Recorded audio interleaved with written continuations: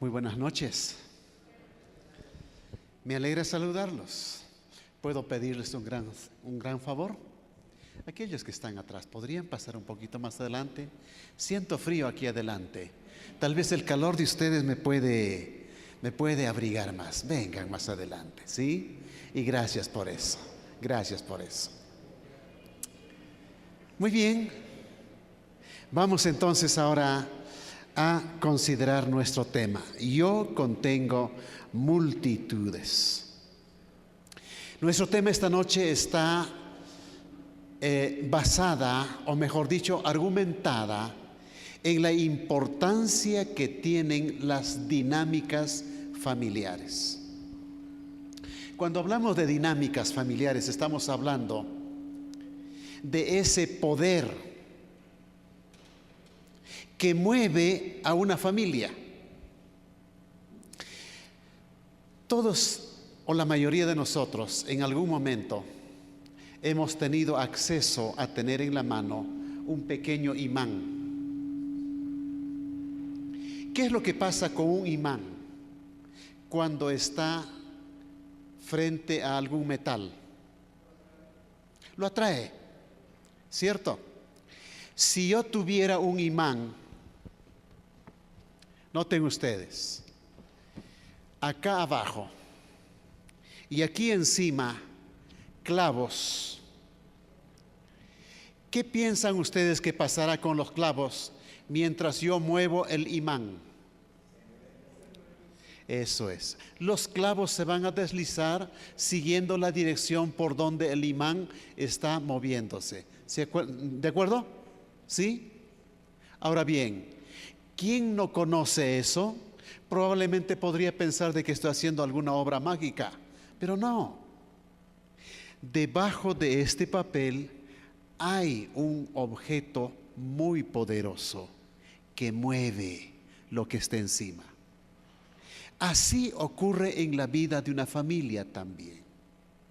Muchas veces nosotros actuamos, nos comportamos, hacemos cosas porque nuestros padres han hecho y porque ellos aprendieron de sus padres, nuestros abuelos, y porque ellos a su vez aprendieron de sus padres, nuestros bisabuelos. Y cuanto más se repite un acto, a través de las generaciones, se torna más poderoso ese acto y ocupa más espacio en la vida de una persona. Y cuando no se hace eso, alguien de la familia nos dice: ¿y por qué no haces eso si nuestros padres, nuestros abuelos, nuestros bisabuelos han hecho? Algunas veces esas dinámicas, ¿saben ustedes?, nos mueven a nosotros a hacer cosas de las que nosotros mismos ni siquiera nos damos cuenta. Y alguien nos dice: ¿y por qué haces eso? No lo sé. No lo sé. Les contaré la siguiente historia. Una señora preparaba panqueques. Y esos panqueques que ella preparaba, los preparaba en una bandeja, diremos, no en una sartén, bueno, pero que no tenía un borde que limitara a los panqueques. Así la masa era desplazada en la superficie y de propósito hacía que esa masa pudiera rebalsar por todos los extremos de la plancha. Finalmente, cogía el panqueque ya preparado y entonces servía. Y todos los que se servían en la familia rompían todo el borde del panqueque y lo ponían a un lado y recién comían la parte que habían separado. Llegó una visita. Sirvieron panqueques. Todos los miembros de la familia hicieron la ceremonia de romper el borde y solo comer la parte interna nada más. Y la visita preguntó: ¿por qué ustedes hacen eso? Se miraron y le miraron a mamá. Y la mamá tenía la respuesta. Y entonces la visita le dice: ¿y por qué usted hace eso? Y ella dijo: no sé. Yo vi que mi madre hacía eso también. Y entonces preguntaron a la mamá de ella: ¿por qué usted enseñó eso a su hija? Y esa señora dijo: no lo sé, porque a mí mi madre me enseñó que yo haga eso también. En conclusión, toda la familia practicaba algo sin tener razón alguna. A eso llamamos dinámicas. Y este tema tiene que ver con las dinámicas familiares. Vamos, por favor, pasando el siguiente slide. Ok, allí tenemos algunas definiciones de lo que es familia. Tengo algunas ideas básicas que trabajar con ustedes. A ver, ¿qué es una familia? ¿Alguien me puede ayudar, por favor, con la definición que está en el lado superior izquierdo para ustedes? ¿Qué es familia? ¿Sí? Es una construcción social y biológica. ¿Qué más dice que es familia? Muy bien, conjunto de personas relacionadas ¿por qué? Sangre y intención. De acuerdo a esa definición, entonces, papá, mamá, hijos, es una familia. Pero también la intención. Nosotros todos formamos una familia. ¿Estamos de acuerdo? ¿Por qué? A pesar de que no somos miembros de la misma familia biológica, nuestra intención nos une a todos para decir que somos una familia. Vamos con la siguiente definición, que es mucho más clásica. ¿Qué dice? No. Eso es, gracias. ¿Qué es familia? Es la célula básica de la sociedad. Esta es una definición muy común, popular, ¿sí? Con la siguiente definición, ¿qué es familia? Unidad. Noten ustedes que allí hay un término interesante: interdependiente, en que sus miembros están conectados. ¿De qué manera? ¿De qué manera? Emocionalmente. Para ser una familia no necesitamos estar conectados únicamente en términos físicos, sino también emocionalmente. Diré de otra manera: familia es esa unidad en la que cuando un miembro está triste, ¿qué pasa con el resto de la familia? Todos son afectados. Familia es aquella en la que cuando un miembro está muy contento, todos están contentos. Familia es aquella en la que cuando un miembro está enfermo, todos sufren. ¿Por qué? Porque están conectados emocionalmente. Esa es la razón por qué la ansiedad de la que sufre una persona afecta a todas. Y es una enfermedad familiar, la ansiedad. Ahora sí podemos pasar, por favor, al siguiente slide para seguir explorando qué es familia.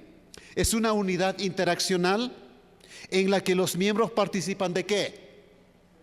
De una danza. ¿Qué tipo de danza? De relaciones.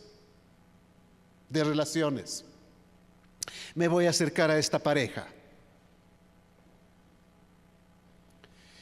Cuando hablamos de danza, estamos hablando de movimientos, ¿cierto? Ok, si yo soy un miembro de esta familia, Vamos a decir que yo soy el hijo mayor de esta familia, aunque demasiado mayor, ¿no? Pero vamos a suponer de que yo soy el hijo mayor de esta familia. Y yo soy autoritario, machista, etcétera. Entonces, tomo a mi padre y a mi madre y los llevo a donde yo quiero. Ella puede decirme, hijo, no, no, no, allí no. Y yo le digo, no, tú me vas a obedecer, yo sé a dónde te llevo. Y la llevo. Y él se resiste y me dice, no, no, no. Yo le digo, no, tienes que seguirme. Después de todo, yo soy tu hijo mayor y después de todo, yo soy el que te voy a enterrar. ¿Qué estoy haciendo? Un tipo de relaciones con ellos. Y en ese tipo de relaciones, yo estoy pidiendo a que ellos hagan lo que a mí se me da la gana. Ellos se resisten, pero yo obligo a que esa resistencia sea vencida hacia mi lado, hacia mi conveniencia. Y eso ocurre en la vida familiar. Hay miembros en la familia que toman la batuta, autoritarios, manejan todo y no respetan la voluntad de los miembros. A ver si seguimos, por favor, con el siguiente slide. Ajá, allí está lo que quiero. Hemos sido llamados todos a sumarnos en una danza cuyos pasos debemos aprender sobre la marcha, incluso en la incertidumbre. Somos responsables de nuestros pasos. Bason es el que define de esa manera. Seguimos, por favor. Allí está. Los miembros, por la interdependencia, son agentes de cambio. Un cambio que se opere en alguna parte del sistema llevará a cambios en todo el sistema. A ver, ¿quiere usted venir? Venga, por favor, ayúdeme, ayúdeme. Por un momento voy a dejar este aparato. Solo quiero que ustedes presten atención para que vean lo que nosotros vamos a hacer, ¿sí? Deme la mano, las dos manos, eso es. Miren ustedes.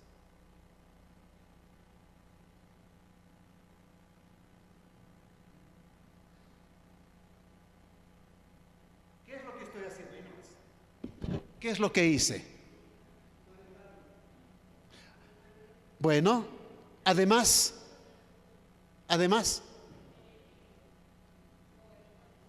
yo he manejado a él a mi voluntad. ¿Entendido? Ahora, vean esto.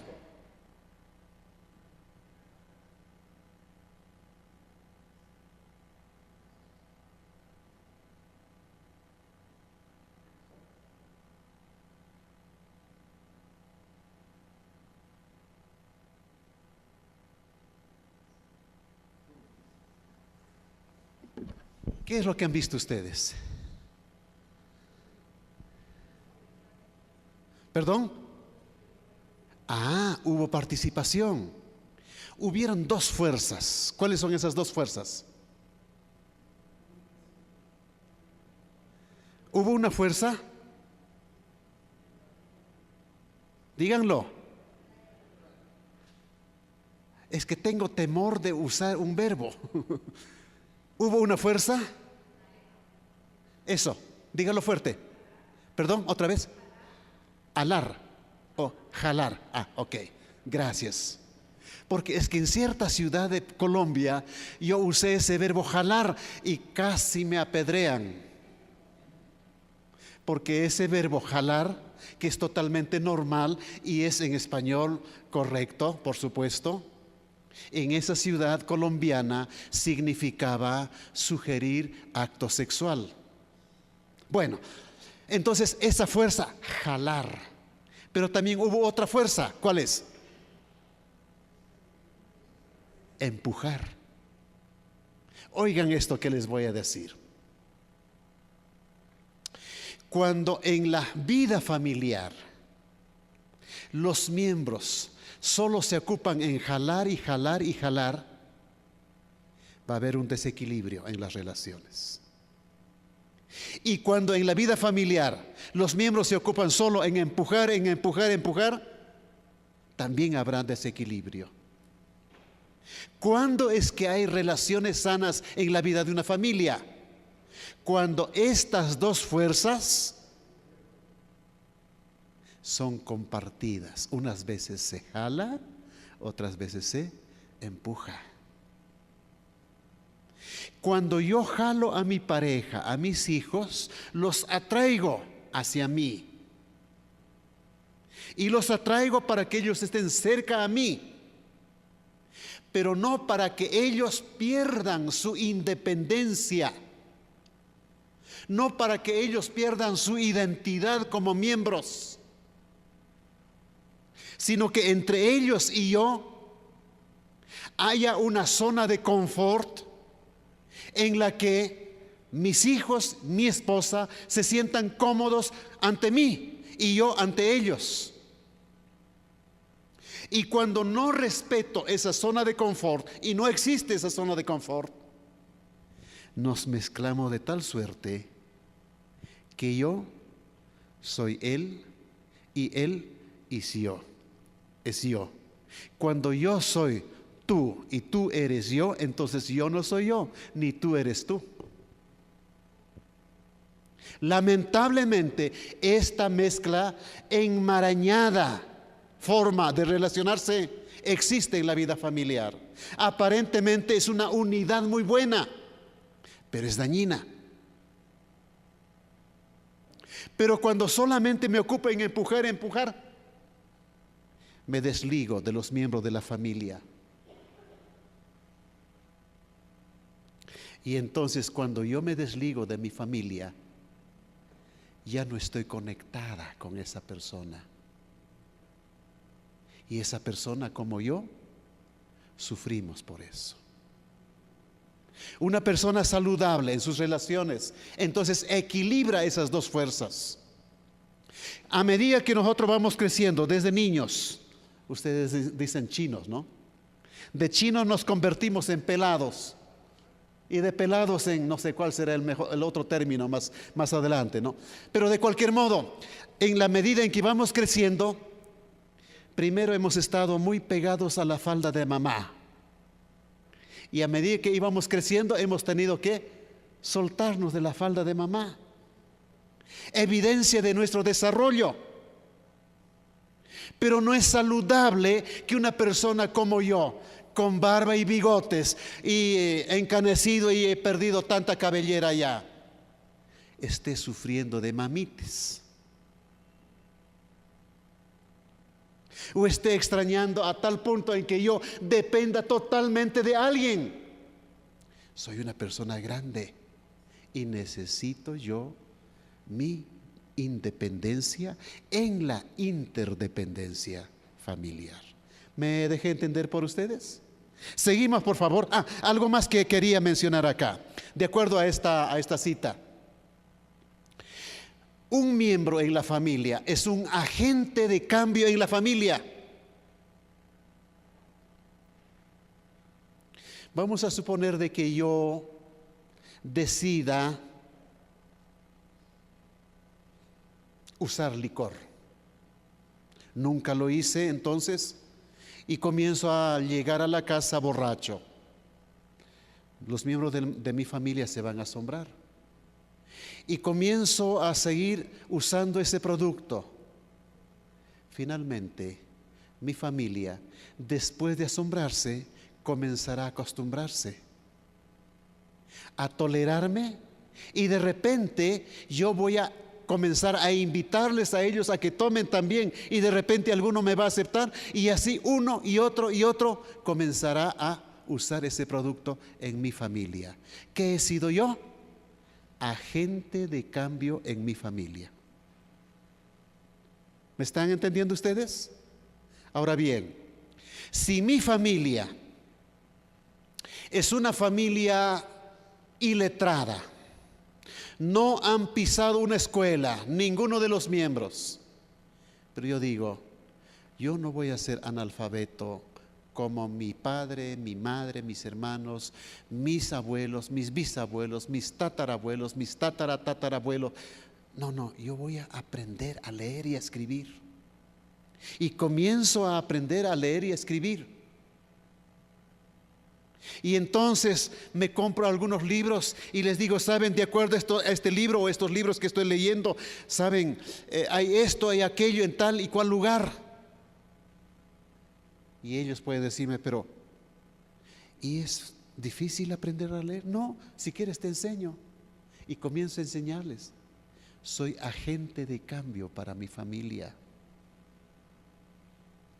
Si tú eres una persona, ojo con esto, si tú eres una persona que no dominas tu pasión, es decir, eres una persona colérica, no te dominas, eres incontrolable en eso, tú afectas a tu familia por ser agente de cambio para tu familia. Por lo tanto, puedes cambiar para mal, como también puedes cambiar para bien a tu familia. Ese es el principio que nosotros manejamos.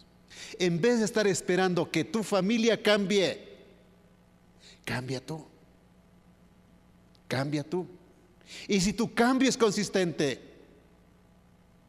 entonces en algún momento va a ser afectada esa persona. Es algo así como cuando nosotros tenemos un pozo de agua. Cogemos una piedrecita y tiramos la piedrecita en alguna parte de ese pozo. ¿Qué es lo que pasa con el agua? Además de enturbiarse, ¿qué pasa? La piedrecita al caer, al tocar el agua, produce onda, exactamente. Y esa onda va avanzando ¿hasta dónde? Hasta los confines. Y a medida que va alejándose, va disminuyendo la intensidad de la onda. ¿Sí? La misma cosa ocurre en la vida familiar. Tú eres ese agente de cambio, para bien o para mal. Y claro, te animo a ser agente de cambio para bien, porque ese es nuestro propósito, porque nuestro objetivo es llegar al hogar. Seguimos por favor con el siguiente slide. Ahora, es un cambio donde se fijan determinadas conductas que dan identidad a sus miembros. Conductas que son determinadas en el campo familiar. Esas conductas que son determinadas, establecidas en el campo familiar, llegan a ser dinámicas o patrones de conducta para los miembros de la familia. Les contaré algo. Mi padre, creo que les dije una de estas oportunidades pasadas, mi padre no terminó sus estudios primarios, pero era un autodidacta. Aparte de tener muchos valores, él me pidió que yo había sustraído algún dinero porque se me antojó comprar alguna golosina cuando era un niño. Me tomó, me castigó muy severamente y me dijo lo siguiente: hijo, todo puede ser contigo, pero jamás te voy a tolerar a que tú seas ladrón, jamás. Todo te voy a tolerar, pero jamás voy a querer que mi hijo sea ladrón. ¿Qué es lo que estaba poniendo papá en el seno familiar? Un patrón de conducta. Y yo agradezco mucho a mi padre por eso. Me costó demasiado aprender esa lección, pero fue muy buena. Un día, mi hermano y yo habíamos sido comisionados por papá para limpiar el jardín donde habían plantas, árboles frutales. Y en vez de trabajar limpiando, Nos entretuvimos comiendo las frutas que habían allí en el jardín. Y de tanto comer y de tanto jugar, nos quedamos dormidos allí. Y papá llegó a ese lugar. Yo no sé si aquí en Bogotá exista una planta silvestre ortiga. Papá, con sus manos encallecidas, al vernos allí ociosos, sin trabajar, cogió con sus manos encallecidas los tallos de la ortiga en una buena cantidad. Y si tiene flores la ortiga, mucho mejor. Cogió. Joel, a bajarse los pantalones. Yo tenía que bajarme, porque si no lo hacía, el castigo era el doble. Y con ese manojo de ortigas, él me castigó. Salté como 10 metros arriba. Si en ese momento era el campeonato mundial olímpico, algo así, yo era el ganador. Y la segunda cosa que me dijo mi padre fue: ni ladrón ni ocioso. Nunca te voy a permitir. Jamás. Podremos ser pobres, lo que sea, pero jamás ladrones. ¿Qué estaba poniendo papá en la vida nuestra? Patrones de conducta familiar. ¿Saben? La familia es ese campo. Y entonces, en este sentido, nuestros hijos, nuestra familia, es la perennización de lo que nuestros abuelos, nuestros antepasados son para nosotros. Por eso el título: yo contengo multitudes. Diré otra cosa más todavía. Mi padre un día me dijo: hijo, yo nunca conocí a mi padre. Provengo de una familia muy humilde, me dijo él, como tú sabes. Apenas pude estudiar hasta el 3er año de primaria. Por favor, hijo, aprovecha lo más que puedas para estudiar, porque ese fue el deseo de tu abuela. Ese ha sido el sueño de tus antepasados, aun cuando no te conocían. Yo doy gracias a Dios por eso que papá hizo conmigo. Yo me fui a estudiar a una universidad norteamericana, no adventista, sin haber pisado un instituto para aprender idiomas. Con el inglés que yo manejé personalmente, con ese inglés me fui a estudiar allá. Tuve que dar un examen TOEFL para poder ser admitido, etcétera, etcétera. Mi padre nunca supo que yo tuve el grado doctoral, jamás. Pero si él estuviera vivo, me diría: hijo, esto ha sido el sueño de tus antepasados. Y yo le diría: papá, entonces yo contengo multitudes. Sí, porque conmigo está el sueño de papá, conmigo y en mí está el sueño de mis abuelos, en mí y conmigo están todas las ilusiones de mis antepasados. Por eso yo contengo a multitudes. Con mis prácticas buenas o malas, estoy perennizando lo que mis antepasados han puesto en sus hijos.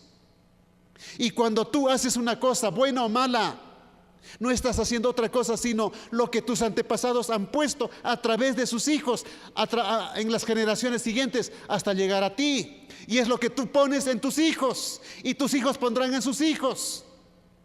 Así es como las transmisiones de estas dinámicas van de generación en generación. Vamos con el siguiente slide, por favor. Eso es. La manera como nosotros transmitimos estos patrones es por el método spillover. Es decir, somos bañados. Somos bañados. Y entonces, en esa influencia que nosotros tenemos de padres a hijos, sin haberse propuesto, los hijos aprenden de sus padres por la conducta de ellos. por lo que ellos predican, enseñan. Ahora, pero también el segundo método para que ellos aprendan está la proyección multigeneracional. ¿Qué quiere decir esto? Nosotros, sin habernos propuesto, transmitimos nuestros problemas emocionales a nuestros hijos. Repito, sin proponernos, nosotros transmitimos nuestros problemas emocionales a nuestros hijos.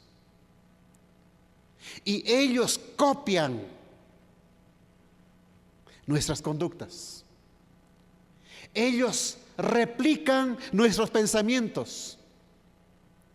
Ellos perennizan y le dan mayor forma todavía a nuestra filosofía, buena o equivocada. Ellos, a través de estos dos métodos. Seguimos, por favor. Ahora bien, en la Biblia tenemos un caso sumamente importante, el caso de Caín. Y vamos a sacar provecho de los significados que cada nombre tiene. Caín significa posesión o ganancia. Por ese significado es que Eva se expresó: con la ayuda del Señor he tenido un hijo varón. Génesis 4:1. En la vida de este Caín estaba la presencia permanente del pecado. Era un hijo rebelde, un hijo que había perdido el respeto a la autoridad, un hijo autosuficiente. ¿Por qué era rebelde? Porque no quiso obedecer a papá y a mamá. Era un hijo irrespetuoso con la autoridad, porque no respetó lo que Dios había ordenado. Era un hijo autosuficiente porque lo que él hacía, eso era lo mejor y eso era suficiente. Por estos errores, este muchacho llegó a ser un hombre errante. La Biblia lo dice, y dice que este hombre salió de la casa paterna y se fue a vivir a la tierra de Nod, N-O-D, Nod. La palabra Nod significa de nadie. Entonces, ¿a qué tierra fue a vivir Caín? A la tierra de nadie. ¿Como quién? Como un errante. ¿Quién es un errante? El que no tiene destino definido, el que se ha equivocado en el camino, el que no encuentra un camino para transitar. Ese es un errante. Sabe de dónde ha salido, pero no sabe dónde va. Un errante. Había matado a su hermano. Y en su condición de hombre errante, reclamó a Dios y le dijo: cualquiera que me encuentre me va a matar. Y Dios, en su misericordia, le dijo: no te va a matar alguno. Yo voy a ponerte una señal. ¿Para qué? Para que te respeten.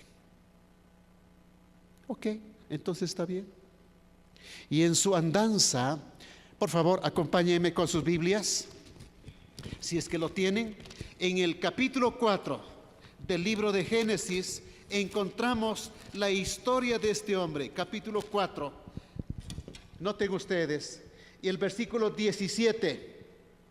Y conoció Caín a su mujer, la cual concibió y dio a luz a Enoc, y edificó una ciudad y llamó del nombre de la ciudad, del nombre de su hijo, Enoc. Detengámonos un momento acá. ¿Qué hizo Caín? ¿Qué hizo Caín? En su andanza como errante, ¿qué hizo? Construyó una ciudad. ¿Por qué construyó una ciudad? ¿Se han puesto a pensar? ¿Por qué construyó una ciudad?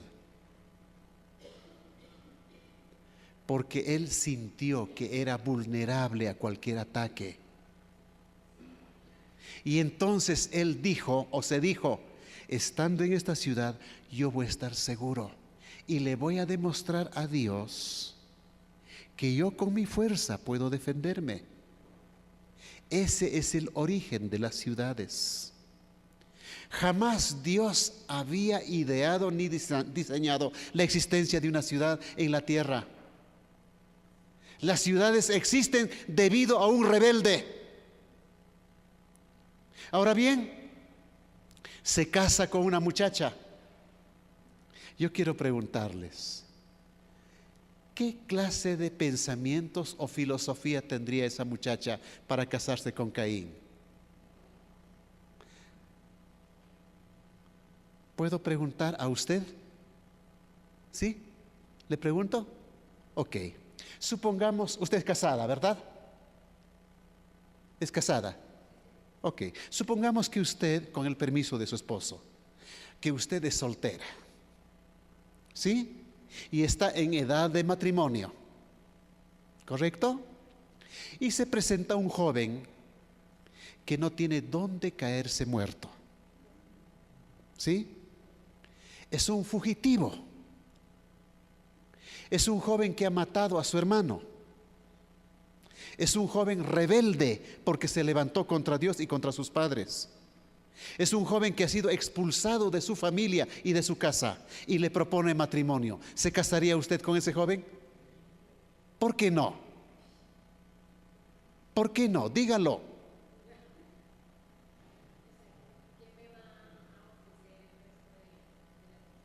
Ajá. ¿Y si fuese un simpático?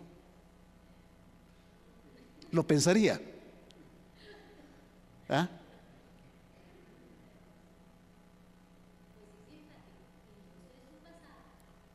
No, pero le estoy describiendo cómo es él, aun cuando sea un cuerazo. Ajá. Entonces yo quiero preguntarles a todos ustedes, ¿qué clase de mujer creen que ha sido aquella que prefirió casarse con Caín? Eso, dígalo fuerte. Exactamente. Porque aves del mismo color de plumaje, eso es. Ahora bien, ojo con esto. ¿Cómo se llamó el hijo de esta parejita? Enoc. Ok. Ahora, por favor, vamos a seguir con el siguiente slide. Mientras yo tengo acá. Seguimos, por favor, seguimos. Eso es. Por favor, fíjense bien en la ilustración gráfica allí. Tenemos un genograma al frente. Mientras yo leo lo que está aquí en la Biblia. Dice, ya sabemos que Enoc fue el hijo de Caín y su esposa. Ahora, noten ustedes, dice versículo 18. Y a Enoc le nació Irad. E Irad engendró a Mehujael, y Mehujael engendró a Metusael, y Metusael engendró a Lamec. Y Lamec tomó para sí 2 mujeres. El nombre de la una fue Ada, y el nombre de la otra fue Sila. Detengámonos un momento y veamos bien lo que está en la pantalla. Noten ustedes. El nombre Enoc, ¿qué significado tiene? Enoc. Allí está. ¿O no pueden leer ustedes? Preparado. Preparado. Puede ser preparado para una obra buena como preparado para una obra mala. Preparado. Es lo que significa Enoc. Ahora noten ustedes, Enoc escogió el nombre Irad para su hijo. Irad significa, desenfrenado. Wow. Irad escogió el nombre de Mehujael para su hijo. ¿Qué significa? en quien lo divino se ha extinguido. Cuando éste llegó a ser padre, le puso por nombre a su hijo Metusael, que significa hombre del bajo mundo. Y éste puso por nombre a su hijo Lamec, que significa vigoroso, opresor. Quiero preguntarles, ¿qué encuentran ustedes en toda esa historia familiar? ¿Qué encuentran ustedes? Decadencia, gracias. ¿En términos de qué? Inclinados hacia el mal. El mal en la familia entonces, de generación en generación, fue de menos a más. ¿Notan eso ustedes? Y noten qué es lo que ha pasado con Lamec. ¿Qué pasó con Lamec? Él, en vez de tener una sola esposa, ¿y Dios había diseñado el matrimonio para esto? No. Una sola esposa. Ahora Él diseña una nueva forma de familia.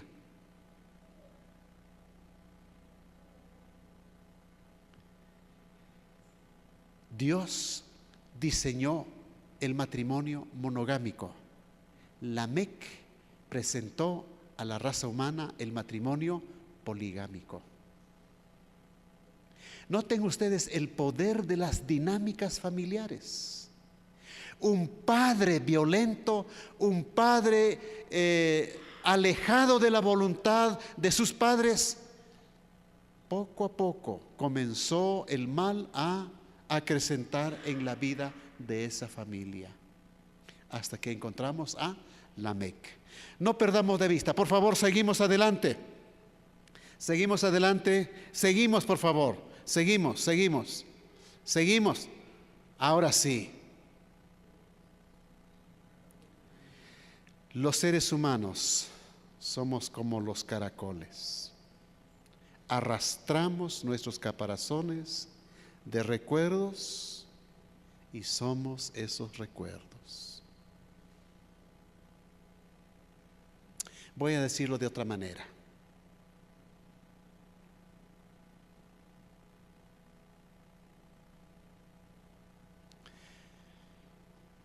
Una muchacha una vez pidió mi ayuda y me dijo, por favor,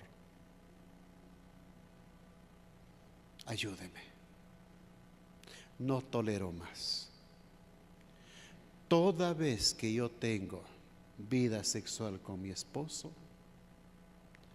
veo el rostro de mi padre. Supongo que ustedes ya se imaginan lo que ha pasado con ella. Su padre la había violado a ella.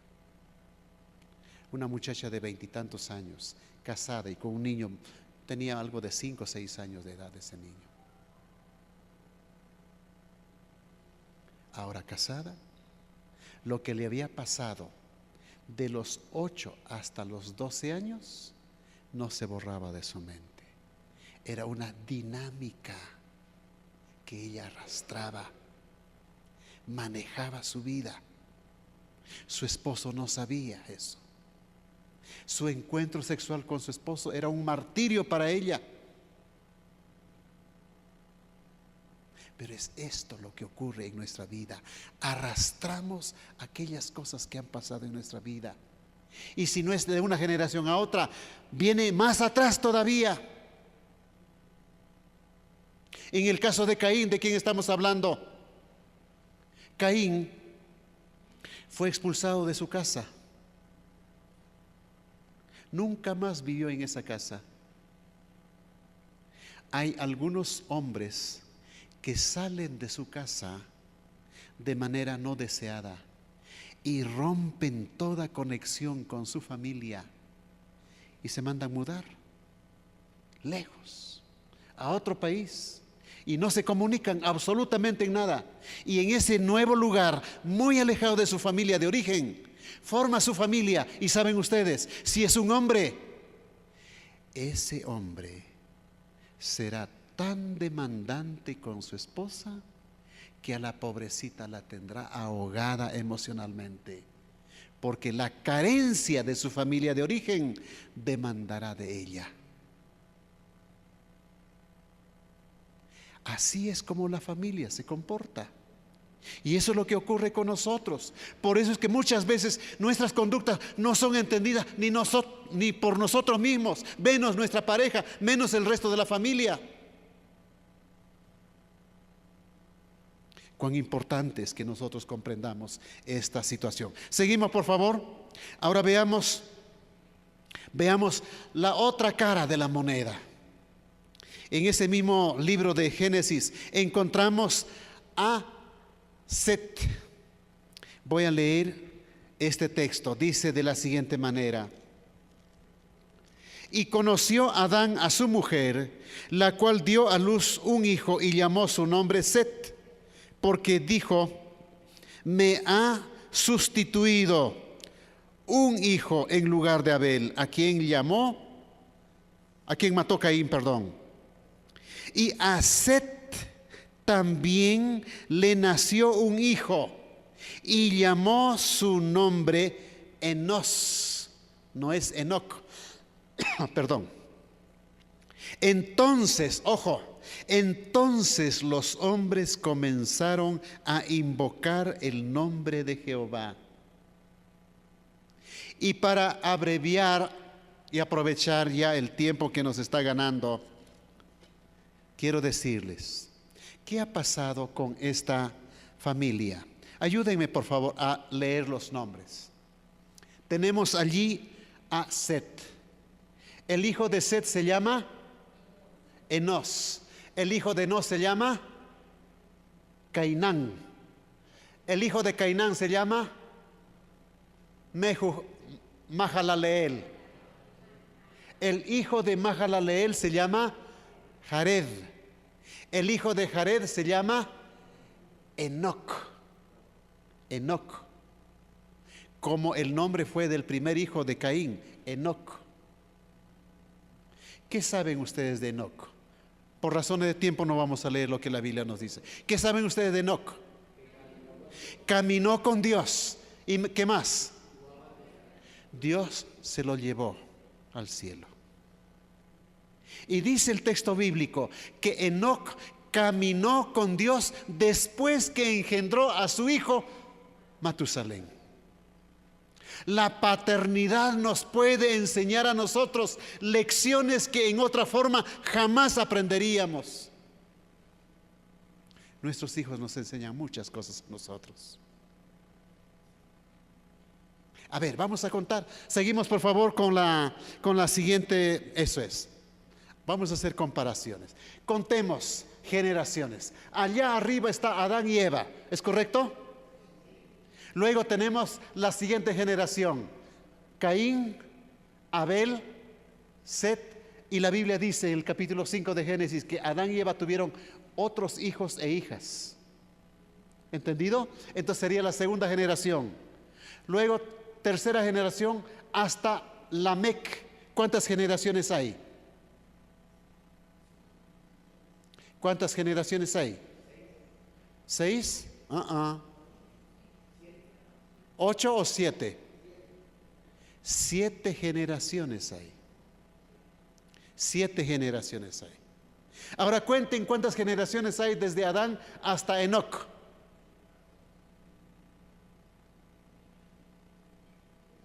8. 7 también. 7 también. ¿Qué nos enseña eso a nosotros? Hay una grandísima lección que aprender ahora. Miren, lo que tú siembras, lo que yo siembro, vamos a cosechar. Y nunca cosechamos lo que sembramos inmediatamente. 1. 2. Siempre cosechamos más adelante. lo que sembramos. 3, siempre cosechamos más de lo que sembramos. ¿Están ustedes de acuerdo conmigo? Ok. ¿Qué cosechó Caín en su descendencia? Maldad. Y la maldad fue tipificada a través de la distorsión de la forma familiar que Dios había diseñado. La monogamia por la poligamia. Ese fue el máximo de los frutos que cosechó Caín. La maldad.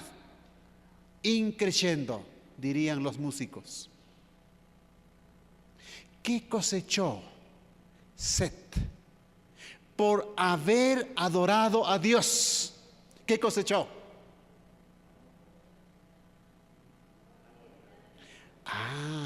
En la 7ª generación, uno que caminó con Dios y Dios se lo llevó a ese personaje. Miren, la importancia de tomar en cuenta a alguien. ¿Quién en este caso? ¿Perdón? Eso. A Caín no le interesó. A Set le interesó. Una diferencia. La segunda diferencia. Escuchen esto. Por la línea genealógica de Caín, después de los hijos de Lamec, nunca más en toda la Biblia se ocupa. No hay más. No es que haya desaparecido la descendencia de Caín, no. Pero Dios ya no quiso gastar pólvora en gallinazos. Era una familia perversa. De esa familia, dice en Génesis 6, los hijos de Dios y las hijas de los hombres. ¿Quiénes eran las hijas de los hombres? Descendientes de Caín. No se olviden de esto. Mientras que la genealogía, es decir, la descendencia de Set, en toda la Biblia está, hasta el Nuevo Testamento. ¿De cuál de las dos familias ha nacido Jesús? De Set. ¿De cuál de las dos familias ha sido David rey? Entonces, noten ustedes, cuando hablamos de Enoc por la línea de Set, Enoc podría decir: yo contengo 6 generaciones. Es decir, yo estoy personificando lo que mi tatarabuelo Set ha tenido en su corazón y en su práctica familiar. Termino diciéndoles a ustedes, hermanos y amigos, ¿qué clase de familia estamos nosotros teniendo? Jóvenes, señoritas, solteros, ¿qué clase de familia quieren ustedes formar? Y una segunda idea más. Solo tú sabes qué patrones o dinámicas dañinos traemos de nuestra familia de origen. Es tu deber, es mi deber, romper con esos patrones nocivos y tener nuevos patrones. Y esos nuevos patrones los tendremos en la medida en que nosotros aprendamos a adorar a Dios como Set lo hizo. Y él pensó en su futuro, en las generaciones venideras. Y gracias a Dios, de esa generación o por esa línea generacional han venido los hombres más importantes del Antiguo Testamento hasta llegar a nuestro Señor Jesucristo. Tú contienes multitudes. Dios te bendiga y te ayude para que puedas ser padre de multitudes también, siendo buen padre, siendo buen abuelo, siendo buen bisabuelo, poniendo modelos, dinámicas saludables para tu generación siguiente. El Señor pueda bendecirlos.